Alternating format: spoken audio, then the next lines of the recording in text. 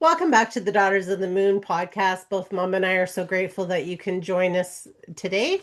And we are so excited. We are welcoming back Julie Wignall. She is a visionary leader and heart-centered guide whose work bridges business, compassion, and care for the earth. Internationally recognized for pioneering environmental and animal care practices with Mirage Resorts, she has collaborated with changemakers across conservation, politics, and the arts, always leading with purpose. Now a coach, mentor, speaker, and author of The Extraordinary Power of Fireflies, Julie inspires fireflies everywhere to trust their inner light and create meaningful change. She first joined us on episode 245, and we're so excited to welcome her back into our circle today. So, welcome, Julie. Thanks for joining us again. And thank you so much. You're two of my favorite people. I love being here. Ah, thank you. Well, thank you. We love being with you too because you We light us do. up just like a firefly. And Hey, like it was such an exciting and engaging conversation last time talking about your book and just, how that is. Can you tell people that didn't hear the last one just a little bit about what your book is about? yes. And today I think it's more important than ever. The extraordinary power of fireflies, how to shine your light brighter and transform the world, transform yourself, transform your life into everything that you really want. And I not only provide exercises and information and my unconventional strategy for moving forward, but I also provide examples of people who are really following unique and wonderful pathways, following their own light. Right. And what's really interesting is that I chose fireflies. I chose fireflies as a metaphor because when a firefly lights up, we go, oh my gosh, that's magic. And my purpose was in helping people see the magic within themselves. So here I am working as a coach. I have group coaching and individual coaching, and I have these clients, and it's wonderful. I keep getting these feedbacks, amazing things keep happening, and I keep getting these testimonials of Julie every time we do this with you and we work with you, magic happens and the angels dance and there's magic all around and you're just magic. Well, for me, that's wonderful. And I would love to take the compliment and say, oh, it's all me. But what I've sat back and realized is how uncomfortable people are acknowledging their own magic. I would love to take credit for all of this and say, oh, yeah, special things happen just because you're working with me.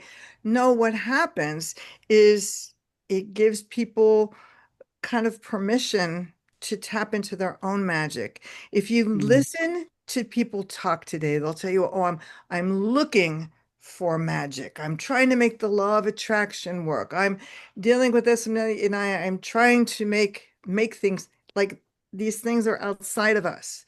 But the magic is inside of us and it's inside of every single person that I work with. And while I love, the excitement of clients where terrific things are happening, that's why I do what I do. It's really their power. It's like, what did they say in The Wizard of Oz? You've had the power within you all along. And the truth is, Dorothy didn't even need red ruby slippers. She just needed her. And that's everybody that's listening to this program. In addition to everybody that I work with, we each have that magic. And it's time to tap into that. Mhm. I tend to work with a lot of people who feel stuck. And this is very typical because you say, this is what we want to do. This is what I want to accomplish. And of course, there's obstacles, things that stand in the way. But you go, I've done everything I'm supposed to do. I've done the checklist, I've done this, and I don't understand why I'm not moving forward. And my answer to that is you are moving forward. You just need to pivot a little bit and open a different door. And that door is within you. We have all the wisdom that we need inside of each and every one of us. It's a matter of giving yourself permission to trust it. Mhm. So why do you think so many people are uncomfortable and have such a hard time finding this magic within themselves? Oh, I think it's because we are so inundated with information and what society says we should and shouldn't do, and it should be this way and that way.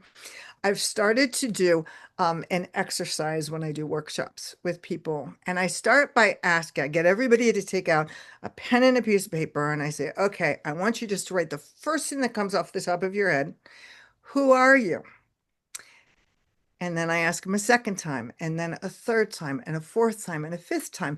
And so this is how this works. Who are you? Well, you go, oh, I'm a coach. I'm a business person. I'm a podcaster. Well, who are you? We tend to think of ourselves as what we do. And Mhm. then I ask you again, and I say, you have to give me a different answer than the first answer. Who are you? Well, this time you go, I'm a female or I'm a male. I live in this city and this is my community. Yeah. I ask you the next time and you answer again, but you have to answer something different. Now it starts with I'm Asian, I'm Black, I'm Caucasian, I'm whatever religion. Now we go even deeper. Who are you? And it takes 5 times until you finally get my groups will get so frustrated. It's like, what do you need to know? I'm a human being. It's like, oh, bingo. That's it. That's it. You got it. And at the core, but think about all those layers that we have to go through before we get to who we really are. You're a human being. You're alive. You are energy at your very core. At that very core, it's light. And at that very core, that light, that energy, call it your soul, call it anything you're comfortable with, your spirit, it's energy. And at that core, that energy is pure magic. So at your core, you are magic. And when I'm doing workshops, I'll say, okay, now we're all unclothed. We're all sitting here naked because we're nothing but little beings of light. But before you start putting those clothes and layers back on, let's take a minute, take a breath, and feel that light and step into it. And when you get in tune with that, you can also get in tune with your superpowers that we all forget. That superpower of things today we call it supernatural, we call it paranormal, we call it 18 million, the sixth sense, of this and that, as if it's something extra. It's extra sensory perception. No, it's not extra. It's something that we each have within us. And that's our guiding light. And when you get down past all those levels to just being that being of light, you're magic and you have superpowers, and we all do it differently. I'm always amazed at people who start with, oh, I remember when I was 6 years old, this happened and that happened, but I probably made it up.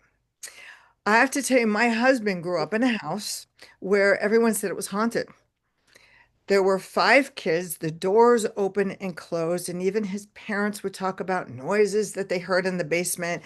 His father, at one time, bottled, I think it was root beer, and there were like 50 bottles in the basement. And one night at about 2 o'clock in the morning, they heard all the bottles being broken. They thought someone had broken in the house. And when they went down to the basement, it was all fine. There was nothing there. So these were things that they grew up with. And when he and I first met, yes, the brothers talked about it, all the siblings. Now everybody's grown up. And my daughter had the experience of saying to them, well, what was it like growing up in a house like that?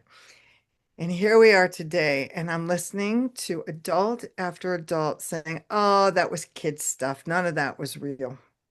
Yeah. And I go, how many things do we all experience? And I'm not sure that I've met anyone ever who has not had some kind of very special experience that's outside of what we call the quote unquote norm. Yeah. That's, not supernatural, that's paranormal, that's whatever. everybody's had these experiences. The question is do we deny it or not? And it's time to step into that light. And it's time to take on our superpowers. And they're different for each of us. One person may have dreams, somebody else may hear things, somebody else may see something or just pick up a vibe. Um, and we call it different things depending upon the communities that we work within. Oh, it's okay. She's a psychic. She's a medium. She knows. Now, that same person, put them in a business setting. Oh, that person is just very intuitive. We have different words that we use. Yeah. They're intuitive and they're very aware and they have a great business sense. It's the same thing. You can call it anything that you want. And my concept is now we need to be moving beyond what we see around us. We need to get in touch with that light that's within us and accept our superpowers. Many years ago, I had the very special experience of being adopted into a Native American tribe. And once you're within this culture, they don't think twice about these extraordinary experiences. Seeing animals as signs, or, oh, gee, you had this dream, tell me your dream because it meant something. Oh, you have this premonition that something happened. Or every time you walk past this certain thing, you kind of hear hear music, the drums of the ancestors. All of these things are very, very accepted Mhm. within their culture. But for the three of us and for the majority of people listening, we go, you know what? This really resonates, but we all live within a culture that says, no, you're crazy. This is woo-woo. This doesn't exist. And you know what? It does exist. And I'm saying this as someone who has spent over 40 years studying science and environmental conservation. And I'm here to tell you the first astronomers were astrologers. And they had a lot to say, and they still do. And if you don't think that your physical body is affected by phases of the moon, I can show you animals that only release their eggs in conjunction with tides. I mean, there are so many things that are intertwined. So why would we think that animals can react and respond to phases of the moon and to, what's happening and what planets we see in the sky? Oh, but we don't, because we're special. We're human. No, we are special, but we're the same as every other animal. We're the same and connected with every other being Yeah. that's on the planet, and we need to step into that light. And I explain, once you do that and you start acknowledging those superpowers, then it's time to start putting back on those layers of clothes that you took off. But you get to choose and you get to reimagine Mhm. who you are, what's important to you. We begin with, what is our code of values? And how do we want to live our lives? And what is the most important to us? And, you get, I think, to a certain age where you go, oh, it's great. Everybody's trying to get to the top and to do this. But what is it really about? It's really about connecting with Mhm. people. Yeah. Um, A it's, coming home of sorts, right? Like I really yeah. feel like it's funny because as fast as technology and everything is moving us forward in life, it feels like there's so much about what we're learning is coming back home and from where we originated from, and looking at these moon cycles and looking at the sacredness of the animals around us and the earth beneath us and all of those things. And yeah, I think we put so many labels on ourselves. Like, I love your exercise to strip it down like that. And I've partake in something like that. And yeah, it's like you don't know who you are without those labels to start with. It's very scary. Yes. And in terms of moving forward, I thought it was very interesting. There's a new study that came out in psychology, and it's like science and psychology are kind of slowly catching up to what the rest of us have known for thousands of years. But there was a study that recently came out on the power of daydreaming. And that's back to that power of imagination. Think about this. If I sit down and I say, oh, you're both clients and this is what you're trying to do, and well, this is what you're doing, let's come up with a strategy to do that. We're all thinking very, very linearly. Right. If And you go and we each allow ourselves to daydream, in your daydream, you can be anything. You can do anything. You don't have these limits. You want to be the queen of an island, you can be the queen of an island. You want to be this, whatever it is, you can do it. It's a daydream. Everything is allowed, no limitations. But if once you come back into this reality and you say, you know what? I need to take the same approach that I'm setting limitations on myself in terms of moving forward, or we allow ourselves to feed into what society says we can or we can't, what we can and can't do.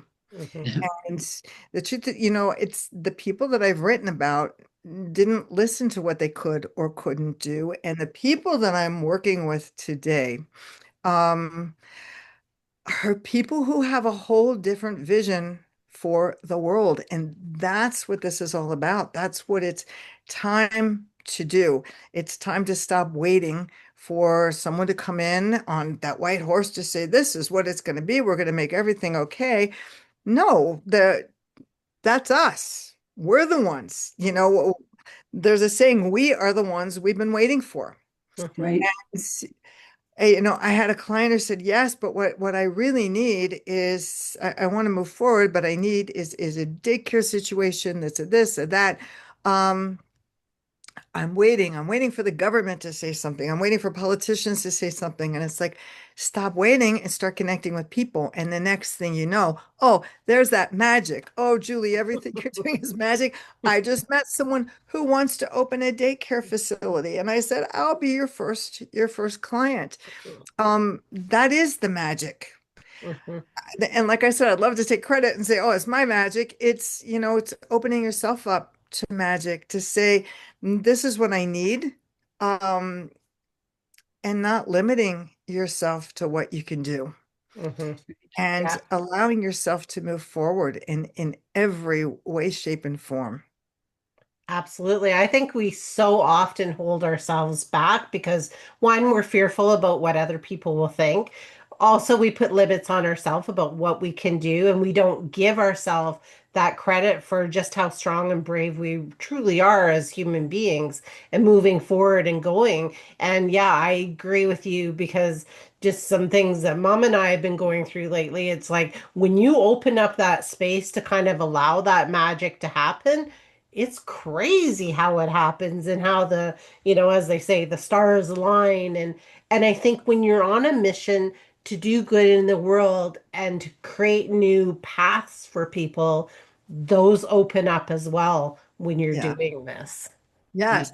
And even if it's on a low-key community level, because it is all about those individual connections and they grow and they grow and it spreads across the world, which absolutely amazes me from something very, very simple. Um, but it's about the people. And that is something that AI is never going to be able to simulate. Um, and we need to be using it more as a tool and not have it take the place of what we can do with one another. But that's the benefit of, Yeah. you both working with each other. Hmm. And I tell people when I'm doing a workshop or coaching, it doesn't matter if you have a coach or you have a sibling or a parent or friends or something, but you need to be surrounded. One of the first things I start with is who are you surrounded by? Because if you're surrounding yourself with a group of people who are pushing you down and telling you, no, you need to take this path where you want to go on that path, um, you're surrounded by the wrong people. Yeah. And it's time to enlarge your group, to make sure that there's a mentor, there's a coach, there's a friend, there's someone who is encouraging you, and someone that you feel comfortable with enough to say, hey, if I fail, then I fail. Mhm. And it's okay. And they're going to be there and say, you know what? It, you're no longer at the point of, oh, you're going to pick yourself up and move forward. You're at a higher level because now you've got new information Yeah. and you're not starting from the beginning anymore. You're starting Right. from a better place. Yeah, a place of like, what did that teach me? What can I have learned from that? How could I move different? Or, which groups do I need to connect with that are on a different level? Because, maybe where I was going, maybe it wasn't even meant for me to go down that path. That's why that stopped me, right? So I And think there's so many different things for us to look at when we do reach those. And what you're saying is absolutely brilliant and so true. Since the last time I was here talking to you both, I'll tell you uh, I'm really good at failing. I was invited to speak at a conference dealing with world peace, and I thought, well, this is great because we need people to stand up and to embrace diversity, to embrace each other, and I'm very, very excited for this talk. And I get on a plane, I fly into this to do this, and I have to tell you, if you want to know that there's to me, my biggest fear, what's the worst thing that could happen? You could get up to talk, you could absolutely fall on your face, or you could get up and nobody shows up. What if you give a talk, nobody shows up? Well, that's not the worst thing that can happen. I'm here to tell you. I got there and I found myself in the middle of a political controversy as this organization that was hosting this whole conference was changing hands. And everybody was so busy picking their camps, this one, that I went to show up to do my speech and there were two people in the audience. And I went, this would have been better if there was nobody who showed up. I could have hidden, and walked away and just pretended that this didn't happen. But there are two people, so I still have to give my talk. So I sat down and yes, and I gave my talk to these two people and felt, of course, absolutely dejected and devastated. And how could this happen afterwards? But I always watch whenever you see the television shows or the contest of these people who have so much talent and they're singing, they're dancing, whatever, but they come in second or third, and you go, oh, that's not right. Right. It doesn't matter because a lot of times there are other opportunities that are waiting for them. So yeah, so it was a devastating experience. It's like, what if we give a talk? Nobody shows up. But I came back and a few months later, I found myself working in terms of world peace and working on different issues across the board, working with the United Nations Association and working with the United Nations Foundation with incredible people that are connected like all around the world. Now, if I had just put my head under the covers and said, that's it, it's over, this happened, then these other opportunities wouldn't have presented themselves. And sometimes it's having that trusting the process Hmm. and knowing that, when you don't know what you're doing, sometimes you're growing. Mhm. And this was the universe stepping in, going, nope, that's not the direction you need to go in. Here's another direction. Yeah. And the more in tune we are with that inner light, that inner guidance system of our own, the more that magic, the serendipity, that everything else begins to happen. Yeah. Yeah. Yeah, I think so too, because I think that really we have this, that exactly what you said was this inner light coming from within us. And so when we realize that that's our, intuitive stuff that's leading us into these things, we can really lean into that a little bit more and open ourselves up to say, what can I do? Because I think so often we think we're just one person, what difference can we make? But one person can make so much difference, right? Like right now when we're talking, like all I can see is like a teeter-totter and you got a bunch of people on each side. Well, you put one more person on this side, well, it's going to shift it. So Yeah. we need to know that, our voices and our actions can be so helpful to some of the situations. Absolutely. And think about this. And if you ask people, who are the people who had the biggest impact on your life? Maya Angelou once said, you'll remember not what people said, but you'll remember how someone made you feel. And what are different experiences throughout your life where someone made you feel really special, that you counted? And those are things that we carry with us through the rest of our lives that shape us. And to me, if you have reached and done that, made one person feel special, then you've lived a life worth living. Hmm. You have to decide, and this is part of us too, for us each to begin defining what is important and what does that life look like and what do we want? I mean, we all know it goes way, way too fast. And you want to make sure that you're kicking up the dust and doing everything that you want to do. You know, people, and now, that you're getting older when people start telling you, oh, but you're really cute. And it's like, I don't want to be this cute little old thing. But, people come and now I get the question a lot, what kind of legacy do you want to leave?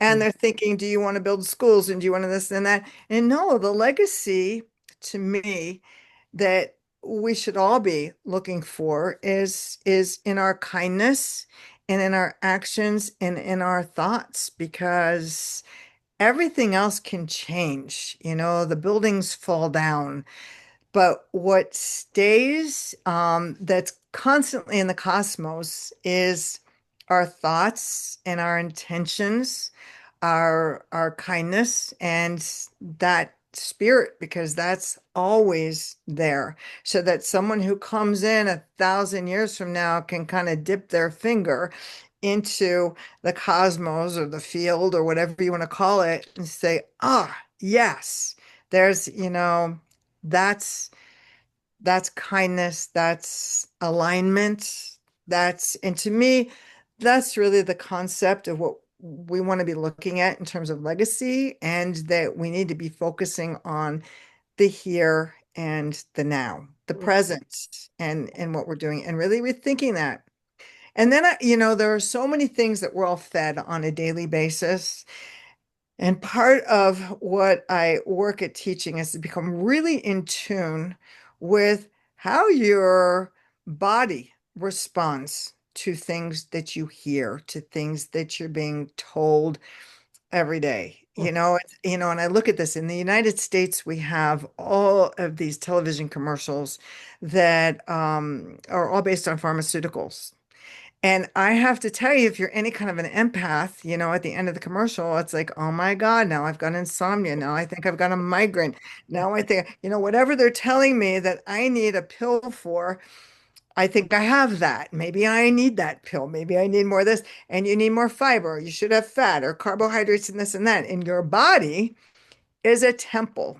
And I have to tell you, I said, stop and tell me how you respond to that. Is your body really a temple? Because temples can be ransacked, temples can be broken. To me, your body is more like a tree. The limbs can come down and the leaves can fall off, but we're resilient. We can come back. I recently was honored to be able to speak at a summit about resilience. And it was the first time I said something about that word's really bothering me. And it was the first time I sat down and I looked at it. And, when you hear the word resilient, what do you think? I think about bouncing back. I think of a rubber band or a rubber ball. And I sat down and I broke the word apart, re to come back, and zillions. Zillions actually has a definition that refers to unseen skills and talents and superpowers. So when we're resilient, are we really bouncing back, or food for thought, are we tapping into our own energy, our own magic, our that unseen power that allows us to heal, that allows us to accomplish great things, that allows that magic, the serendipity to take place, the wonderful circumstances where we go, wow, this is amazing that this all fell into place.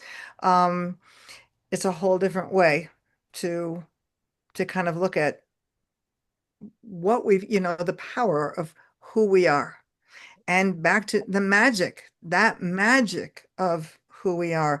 And we've got to stop denying that. Hmm. We do. And I love that. I love the how you envision the tree, because I think about that, like, because we have that grounding of the trunk, but then we have our leaves that can blow and go with the changes that are around us, right? So I think in that case it really does really stand for it much more than a temple, that, as you said. Plus everybody can relate to that. And not everybody, I don't think, can relate to a temple necessarily. Yeah. So, and I agree, there's so much garbage out there. Like, I'm not really a news listener, because you get it on the social medias and the different stuff. So you get it, and you're right. You hear some of this stuff and it just either makes you feel nauseous, or you're just like, oh, I want to stop the noise.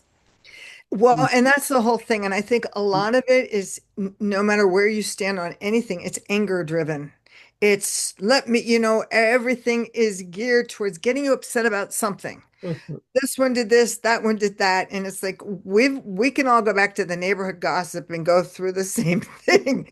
But that is that concept of moving beyond and quieting that kind of noise to say, let me get back in touch with my own light. There are universes within each and every one of us. And in terms of those trees, we're talking deep roots and roots that are connected to other roots.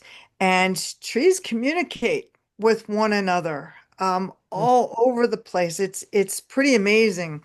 There was and I'll share with you real quickly. There was many, many years ago, there was an exercise that was done in a biology lab of a professor took two plants and gave them, um, showed them to the students and said, I don't know if you remember the old game Murderer. Is I'm going to pass out a bunch of little white pieces of paper, and one of you is going to have murder written on it. Just one of you. I'm not going to know who it is. I don't want you to let anybody else know who it is. And I'd like you at one point between today's class and next week's class to come and sneak into the room. And I want you to cut all of the branches off of one of these plants. Don't tell anybody who did it. And the next week they came back. One of the plants had been all cut up. The other plant was doing just fine. They put a lie detector machine on the plants, and they took all the students and they said, every single one of you, I want you to say, no, I'm not the murderer. I did not do anything to that plant. And the plant identified and changed in terms of electrical impulses when the student who had actually come into the room and cut the limbs off of the plants, it was the plant that was Wow. healthy identified that, which is pretty incredible. You So bet. we really are connected to nature and to plants and to trees. And people will say to me, "Oh, but Julie, I don't believe in magic." And it's like, you don't have to believe in magic. A tree does not need to believe in photosynthesis to have their leaves change colors and to fall off and to grow back again. This isn't about belief. This is about what is. And Hmm.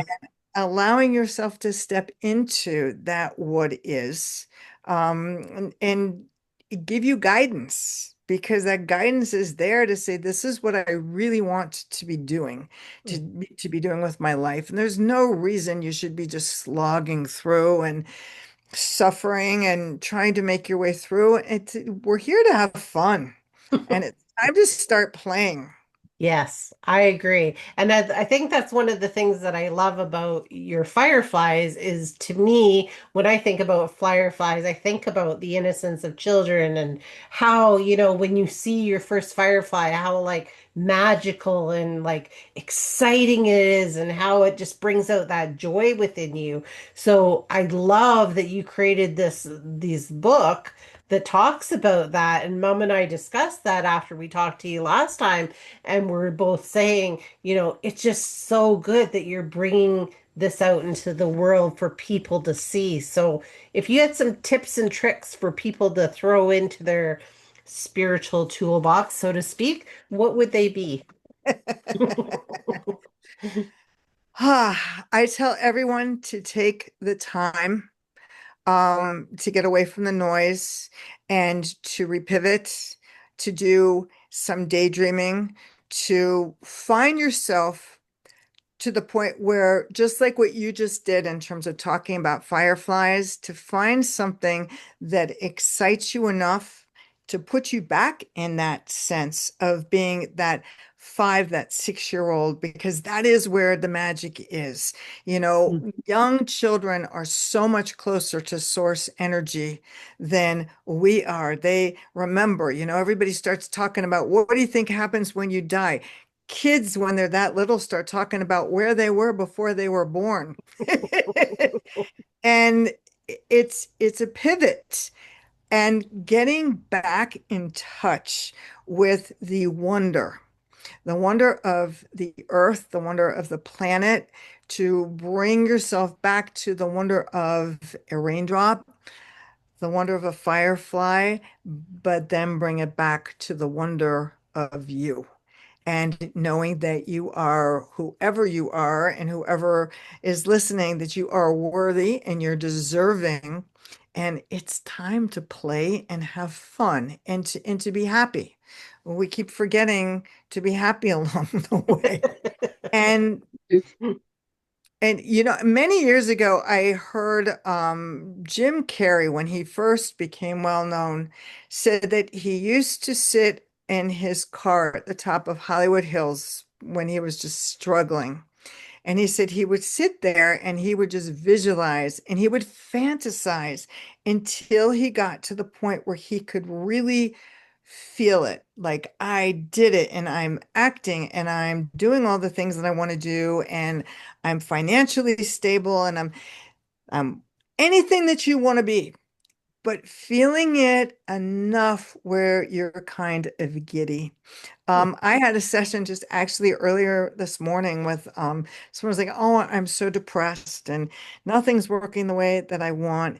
And just pivoting and talking about a new project and what they really want to be doing and where they want to be putting their energy. And she became so excited. And she said, I feel like I'm buzzing. This is like so much fun. And it's like that buzzing, that's so much fun. You've just changed. And now you've opened yourself up for amazing things to happen. And that's really bottom line, the pivoting shift. When you can get that excited and say, well, wait a minute, I can do this, and I can be what I want to be, and I can find a different way to do this, and I don't have to worry anymore. And the weight of the world is off my shoulder, and I can just, because, we don't walk around saying, oh, I just want to be rich and famous, or I just want to sit around and eat bonbons every day. We say, what do you want to do? I want to reach people. I want to have this kind of an impact. I want to create. I want to write. I want to create music. Whatever that is, that's what we're looking to do. And when we get in that zone to feel that good about it, then the universe responds because magic begets magic. And there goes your law of attraction. And it brings in those moments, that serendipity, where all of a sudden somebody wants to pay you to compose music and someone wants, to give you a theater to perform the play that you want to perform, or you get an artist residency to go write the book you've always wanted to write. There's always another way. And Yeah. you shouldn't be waiting anymore. And no is not an acceptable answer. So do you think then, as we're going through life, that, when we're in situations where, perhaps everybody's quite negative in the situation, to try to pivot that conversation to be more of joy, more of hope, more of, hey, I wonder what we, could do to bring happiness back, or I don't know how you would say it, but just make that conversation pivot.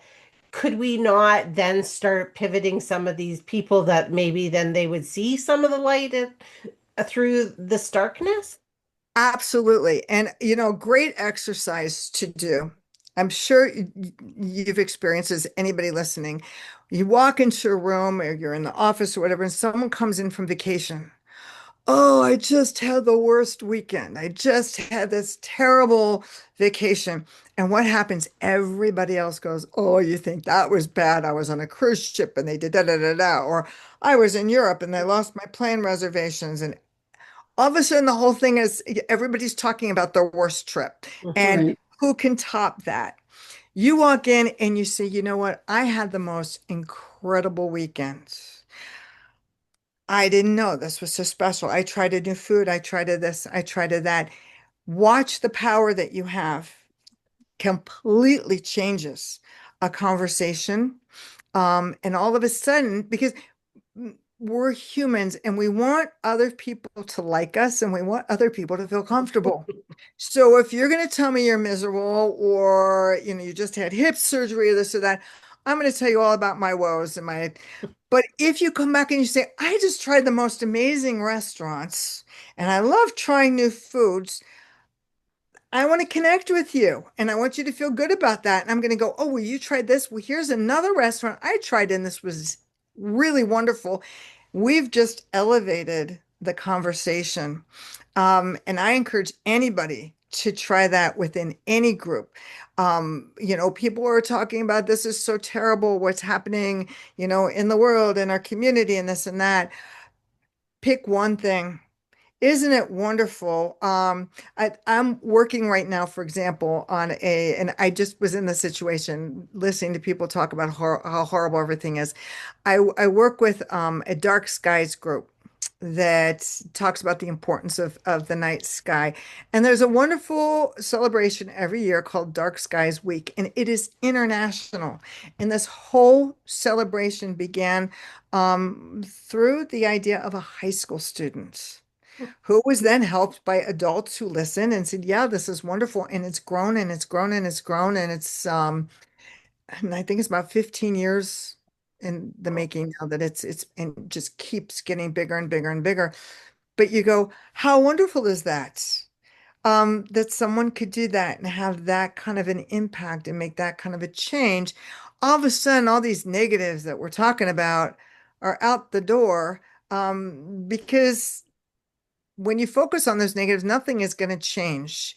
When you focus on what you can do to really have an impact, and so, just open a daycare facility, as, bringing in pets into their home, fostering animals, doing what, then all of a sudden you start pivoting to all the good that is in the world and all the people who are really doing everything that they can I to agree. make. And, that's funny because mom and I both always say that. Like, mom is famous since I was like, hi, about smiling at other people and how a smile, you never know how that will affect somebody's life and how that ripples out. And we both always say, if you just keep putting out positive things, those things are really going to ripple out into the world, and we're going to see this more peace, more positivity, more enlightened people, because you can't help but be that, like you said, when everybody else is being that way. Yeah. Yeah. And Yeah. I've done the same thing, and I've done the same thing with my daughter. And I still remember when we talk about it, when she was about 4 or 5 years old, we were checking out a grocery store, and the clerk who was checking us out was obviously having a really, really bad day. And I listened to her just being really snarky to the people in front of us. And I had always said the same thing to my daughter, find something nice and watch how it changes the world. And she looked at this woman who was just ready, like, here comes another kid. And if you say something, anything that's going to rub me wrong, you're going to hear me too. And my daughter Amelia looked up at her and said, you look really beautiful today. That is such a pretty color that you're wearing. And it makes your eyes sparkle. And I watched the physical transformation of this woman who was just ready to go to war to just melting. And it was, and it's somebody saw me is what you could see in her. Someone saw me, someone acknowledged me, and you know that this woman's attitude was changed for the entire rest of the day. You have a 5-year-old that comes up to you and says something like that, and you go, okay, so, and you begin to see the world in a different place. And if that doesn't change the world, that's that's all that will change the world. We keep talking that we're going through this huge quantum shift right now. And I keep saying your change is not going to happen above. It's stop looking at politicians and stop looking at the doctors and stop looking at the lawyers. These guys are all going to be up here dealing with each other, and you need to be rising in the spaces in between. You need to say, this is how we need to treat one another. This is what humanity needs to look like. And we need to be leaders. We Mhm. need to re-envision, what leadership looks like and what the future looks like. If we're running an organization or we're working in a business, and I speak to this to businesses all the time. Just because you read Forbes and Business Daily that tells you this is the way that we do this, it's time for a Doesn't new mean. business paradigm. And there's a woman who runs a business who gives all of her employees a week off every quarter. And she said, I do this because everybody works really hard. And instead of bringing them back and saying, oh, I want you to work harder, I want them to take time off and recharge. And okay, so this doesn't work for every business, but isn't it? We don't have to have a cookie cutter of Mhm. everything that's going to be the same for everybody.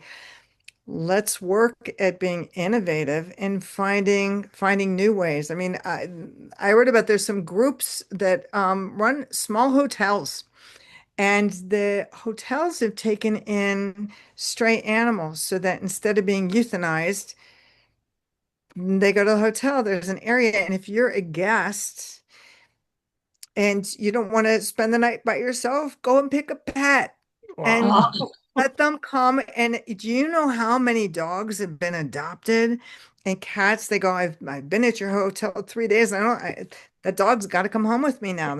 It's been wonderful. Um, Strange partnerships. You don't think about that, but what a unique way to change the world and to do something a little bit differently. It really is. So, can you tell us what you're up to for, like, what's new for you, what's coming up for you in 2026? Ah, I am doing more and more speaking, which is great. I'm doing a lot of work right now with the United Nations Association and United Nations Foundation and encouraging their rethinking of things. I'm doing a lot of work with women, getting them unstuck and helping them take over lots of parts of the world that they need to be taking. nice. And That's important. One of the things that I've been working at changing to is I keep working with these groups that they go, oh, we want that they're focusing on on women up to the age of 30 and 35 to help them really grow. And we want to give them business experience in this and this and this. And that's great. But the problem is that's also the age that most women hit that glass ceiling and they go, if I'm gonna decide to have a family or kids or, anything like that, we still, as females, make less money than men do. So if you have a man and a woman as a family and they have kids, well, the woman is going to say, I can't, it's cheaper for me to stay home than to work and to pay for daycare. Mhm. Um, and it's too hard to kind of make it so women keep dropping out no matter what, whether it's in science, it's teaching, it's this isn't working, I'm not getting anything for it. And the thing is once you stop, it's like getting off the merry-go-round and you go, okay, and as your kids get older, you can't get back on again. Now they're to the next group that are younger, and it's like, you know what? We have to stop being so ageist, and Yeah. we need to kind of restructure things where because women end up being the caretakers. And, even if you say, I don't want to have kids, and or you're in a same-sex relationship or in anything, there are different things that happen. There are parents that need to be taken care of. There are, something happens to a sibling, to a life happens. And women, more than men, generally, although this is, of course, not true for all men, but women tend to be the ones who have to jump in to be the caretakers, Mhm. Mhm. to figure everything out. And not only do we make it okay that now they're out, I remember being in job interviews that they go, well, I'm not going to hire you because maybe one day you'll decide to have a kid and then you'll leave. And it's like, are you kidding me? This is how you're deciding. But that if we do need to take that time off to care for someone, whether it's a child, it's a parent, it's a grandparent, isn't it? We need to open arms to give women the opportunity to come back in. And Mhm. until that happens, I end up working with a lot of women to say, you know what? We're going to do this unconventionally. I've become known as the unconventional strategist. This isn't working, when they go, oh, but I've applied for these jobs and, it's been like 400 resumes and nobody's answering. No, it's time to pivot. Mhm. And, and it's time to either do this differently if you're looking for a job for someone else to hire you, or it's time to do it yourself Mhm. and not to worry about that. I've done a lot of work with inner city kids, and I said, you know what? If we want to really pull a lot of these kids out of poverty when they're in high school, we would start teaching them business skills.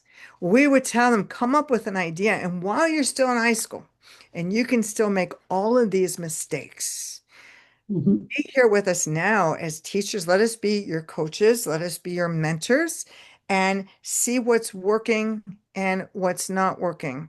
In terms of small businesses, uh, well, most of the small businesses in the United States have been started by immigrants. Why? Because my gosh, you got nothing to lose. And you go, nobody's gonna, and women need to learn the same thing. There's a lot of good lessons there. And kids who are, feel like they're stuck in inner city, there's no way out. No, these are the lessons. If no one's going to hire you, and if no one's going to give you the opportunity to move forward, then we need to shift. We need to be strategic, but we need to be unconventional and find different ways to move forward. Yes, absolutely. And empower, right? Because that's the biggest thing. So it's great Yes. that you're doing that and starting this conversation with the people that need to hear this. So if someone wants to find you, where can they find you? straight through www.extraordinaryfireflies.com. Everything is right there. All the connections to social media, the a link to the book, and most importantly, a link to a free download. That's how to start shining your light right now. And it gives you 5 exercises that are examples of what you would find in the book, but it's completely free. And what it does is it puts you in a loop so that once a week I send out an email that's just to encourage, inspire, and to say, keep on going. And I think one of the most exciting things I get today is that every week when these go out, I'll get emails going, that is exactly what I needed to hear today. And it's like, yes, that resonated. Yeah, But and that yeah, and that feels good. So if you had a final thought to leave with us and our followers, what would it be? to step into your light. Stop letting everyone tamper you down. I keep saying I want to start handing out sunglasses and start telling people if my light is too bright for your eyes, then just put on these sunglasses because I can't stop shining. I love Yeah, it. and if it doesn't feel right, don't do it. Don't let Right, any, don't let anybody else push you down an avenue that you don't feel good about. You right. know, it's your life. Run with it. Here's one final thing for you too, and I tell everybody it's, to start trusting your gut, ask for a sign. I'm sure everybody knows someone who says, "Oh, every time something happens, I find a dime or I find a penny." I don't care what you choose, a blue car, um, a fish, and anything that means something to you. Ask for a sign that you're on the right path and that you're listening, and watch what happens. And I would actually encourage anybody who's listening to this, ask for a sign and give it a week. And if you haven't gotten a sign in return, then it's just not time yet. Just keep going and don't stop. And to send you both an email or drop you a line and let you all know what happens. Yeah, we Yeah. would love that, and we'll Yeah, share it that'd be with you great. because I love that. I love when we have that, people writing back to us and telling that stuff because it's just so fun to see when all of a sudden they get that sort of aha moment of like, wow, that truly worked, or no, I didn't see anything. And maybe that's, it doesn't mean that it's not ever going to happen. It just means not Right. right And now. sometimes you need help in seeing it. Yeah. I Yeah. have a pair of earrings that have seahorses on them. And I was trying to make a decision. This was months ago. And I went, you know what? I need a sign of a seahorse. Well, I live in the desert. Tell me where I'm going to see a seahorse. And I was out with my daughter and we were walking past a bookstore. And I would not have even noticed it. She said, Mom, look at what's in the window. And there was Eric Carle's children's book, The Sign of the Seahorse. And I actually went and I bought it. And I said, yes, this is a sign. But sometimes the signs are there and we're not paying attention. Absolutely. That's 100%. That Hmm. is so true. And that It's we've so all good been to talk guilty to of you. it. It is so good to talk to you. Oh, it's so good to see you both. And Yes. you've got exciting things on the horizon and Yes. more to come. Yes. Well, Yeah. thank you. And But we and really enjoyed having you on with us. So thank you so much for joining us on thank the you podcast. both. And I'll be Yes. checking in and make sure if you're listening to this that you find your sign, send your note in. Yes. Thank Exactly. you. And so after that, catch the next one. Thanks for Yes. watching, everybody.